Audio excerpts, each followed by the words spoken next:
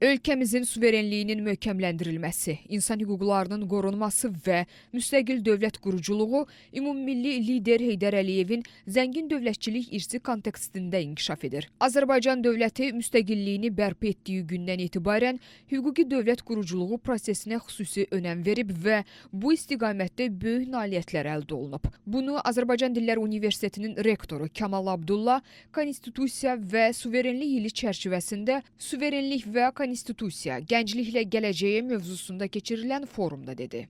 Rektor, milli dəyərlərin qorunmasının və hüquqi şüurun formalaşdırılmasının cəmiyyətin gələcək inkişafında mühüm rol oynadığını qeyd etdi. Və biz qürur hissiyle deyə bilərik ki, bizim konstitusiyamızda dünyada gedən bir çox proseslər öz əksini tapır. Tolerantlıq, multikulturalizm kimi məsələlər öz əksini tapır ki, bunun da siyasi banisi Ulu Öndər Heydər Əliyevdir. Və Azərbaycan Respublikasının konstitusiyasında Azərbaycanda yaşayan bütün xalqların, bütün millətlərin, bütün din daşıyıcılarının hüquq və səlahiyyətləri geniş və sistemli şəkildə nəzərə alınmışdır.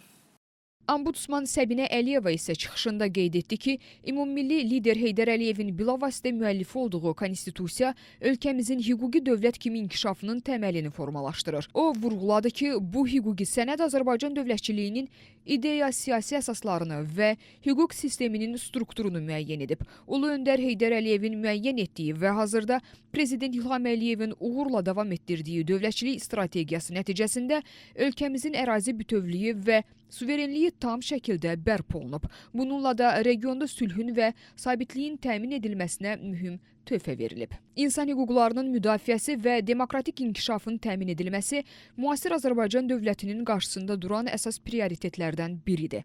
Bu istiqamətdə hər kəsin, xüsusilə də gənclərin fəal iştirakı vacibdir. Gənclərin hüquqi maarifləndirilməsi və bu sahədə təbliğatının gücləndirilməsi əhəmiyyətlidir. Bugün keçirilən forumun da əsas məqsədi gənclər arasında hüquqi biliklərin artırılması, onların vətənpərvərlik ruhunda formalaşdırılması və müasir dövrün çağırışlarına uyğun bilikli, hüquqi düşüncəyə malik və milli dəyərlərə sadiq vətəndaşlar kimi yetişməsinə töhfə verməkdir. Forum çərçivəsində aparılan müzakirələr və səsləndirilən təkliflərdən məqsəd gənclərin konstitusiya və suverenlik məsələlərinə dair biliklərinin artırılmasına töhfə verməkdir.